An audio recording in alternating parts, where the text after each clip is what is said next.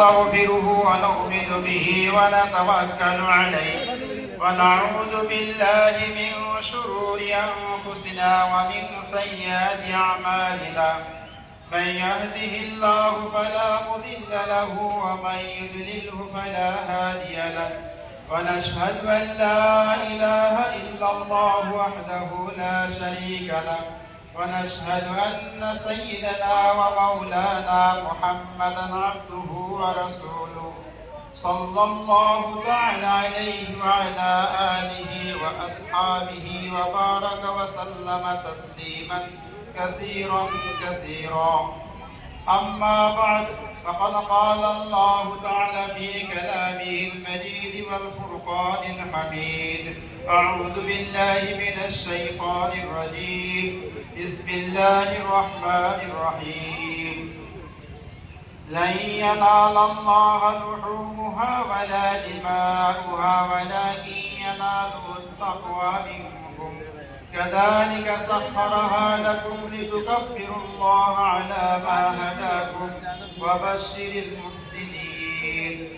وقال تعالى: فلما بلغ معه السعي قال يا بني إني أرى في المنام أني أذبحك فانظر ماذا ترى قال يا أبت افعل ما تؤمر ستجدني إن شاء الله من الصابرين. فلما أسلما وتله للجبين وناديناه أن يا إبراهيم قد صدقت الرؤيا. قال النبي صلى الله عليه وسلم: ما عمل ابن آدم من عمل يوم النحر أحب إلى الله من إراق الدم وإنه ليأتي يوم القيامة بقرونها وأشعارها وأذلافها وإن الدم ليقع من الله بمكان قبل أن يقع في الأرض فطيروا بها نفسا. وقال أصحاب رسول الله صلى الله عليه وسلم: يا رسول الله ما هذه الأضاحي؟ قال: سنة أبيكم إبراهيم عليه الصلاة والسلام. قالوا: فما لنا فيها يا رسول الله؟ قال: بكل شعرة حسنة. قالوا: فالصوف يا رسول الله؟ قال: بكل شعرة من الصوف حسنة، أو كما قال عليه الصلاة والسلام. معزز و مکرم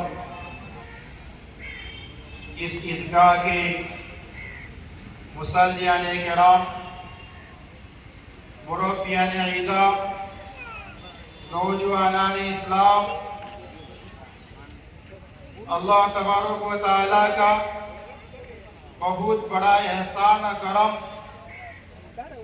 کہ مہان پروردگار عالم نے ہم تمام لوگوں کو اس عیدگاہ میں جمع ہونے کی توفیق عطا فرمائی۔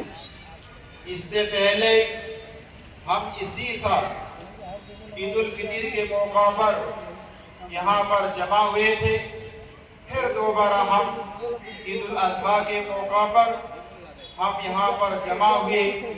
میرے بزرگوں دوستوں، آج عید الاضحیٰ یا عید الاضحیٰ یا قربانی عید یا بقرہ عید جو بھی کہے، یہ حضرت ابراہیم علیہ نبینا علیہ السلام کی یادگار اور سنت ہے۔ اللہ تبارک و تعالیٰ نے حضرت ابراہیم علیہ نبینا علیہ السلام کو مختلف امتحانات سے آزمایا اور ہر امتحانات میں وہ کامیابی اور کامرانی حاصل کیا۔ اللہ تبارک و تعالیٰ نے قرآن مجید میں فرمایا: وَإِذِ ابْتَلَىٰ إِبْرَاهِيمَ رَبُّهُ بِكَلِمَاتٍ فَأَتَمَّهُنَّ۔ اور جب اللہ تبارک و تعالیٰ نے حضرت ابراہیم علیہ السلام کو بہت سارے امتحانات سے آزمایا، فَأَتَمَّهُنَّ، ہر امتحانات میں وہ کامرانی اور کامیابی حاصل کیا۔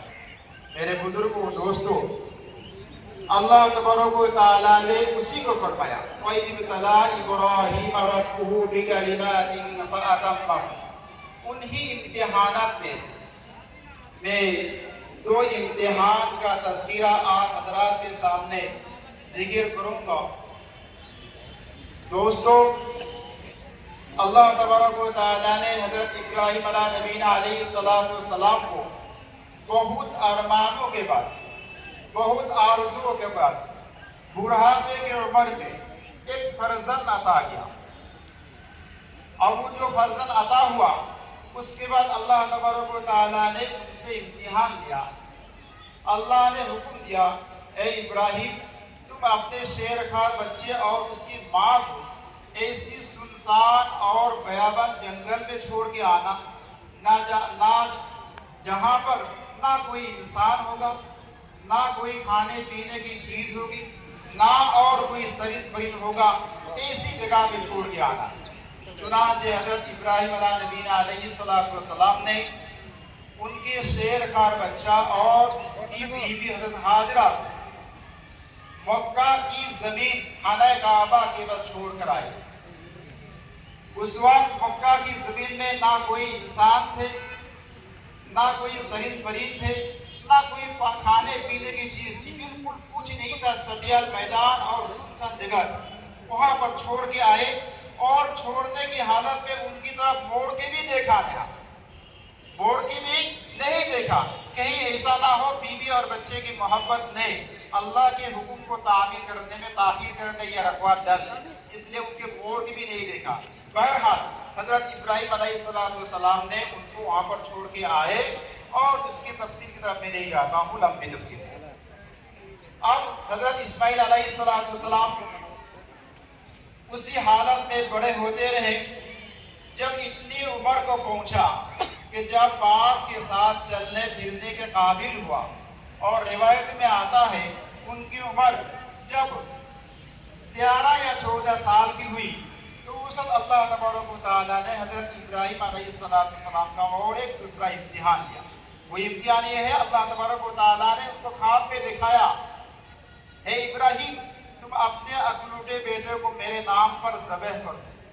یہ روایت میں آتا ہے، یہ خواب حضرت ابراہیم علیہ نبینا علیہ السلام نے لگاتار 3 دن دیکھا۔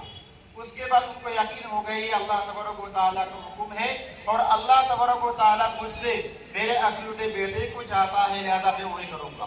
تو لہذا وہ خواب انہوں نے اپنے بیٹے کو سنایا اور اپنے بیٹے سے مشورہ کیا۔ اللہ تبارک و تعالیٰ نے قرآن مجید میں فرمایا، فَلَمَّا بَلَغَ مَعَهُ السَّعْيَ، جب وہ بچہ اتنی عمر کو پہنچا، جب وہ اپنے باپ کے ساتھ چلنے پھرنے کے قابل ہوا، قَالَ يَا بُنَيَّ إِنِّي أَرَىٰ فِي الْمَنَامِ أَنِّي أَذْبَحُكَ، اے میرے پیارے بیٹے، میں نے آج خواب میں دیکھا میں تم کو ذبح کر رہا ہوں۔ میں آج خواب میں دیکھا میں تم کو ذبح کر رہا ہوں، فَانظُرْ مَاذَا تَرَىٰ، تمہاری کیا رائے ہے اس میں؟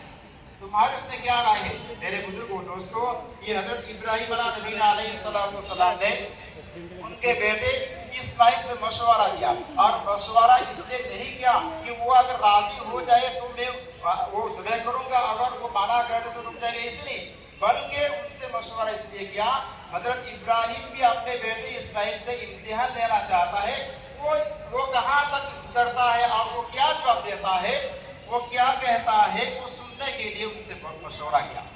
میرے بزرگوں، دوستوں، وہ بیٹا بھی آگے چل کر نبی ہوں گے، اور ان کی اولاد میں سے آخری نبی جناب محمد رسول اللہ صلی اللہ علیہ وسلم پیدا ہوں گے۔ ایسے بیٹے کا جواب اللہ تبارک و تعالیٰ نے اس قرآن میں نقل فرمایا۔ اللہ نے فرمایا، قَالَ يَا أَبَتِ افعل مَا تُؤْمَرُ سَتَجِدُنِي إِنْ شَاءَ اللَّهُ مِنَ الصَّابِرِينَ۔ اے پروردگار عالم، اے میرے پیارے ابو جان، آپ کو اللہ کی طرف سے جو حکم دیا گیا، آپ وہ حکم تعمیل کیجیے۔ آپ کو اللہ کی طرف سے جو حکم دیا گیا، آپ حکم تعمیل کیجیے۔ سَتَجِدُنِي إِنْ شَاءَ اللَّهُ مِنَ الصَّابِرِينَ، ان قریب آپ مجھے صبر کرنے والوں میں سے پائیں گے، مجھے کوئی اعتراض نہیں ہے۔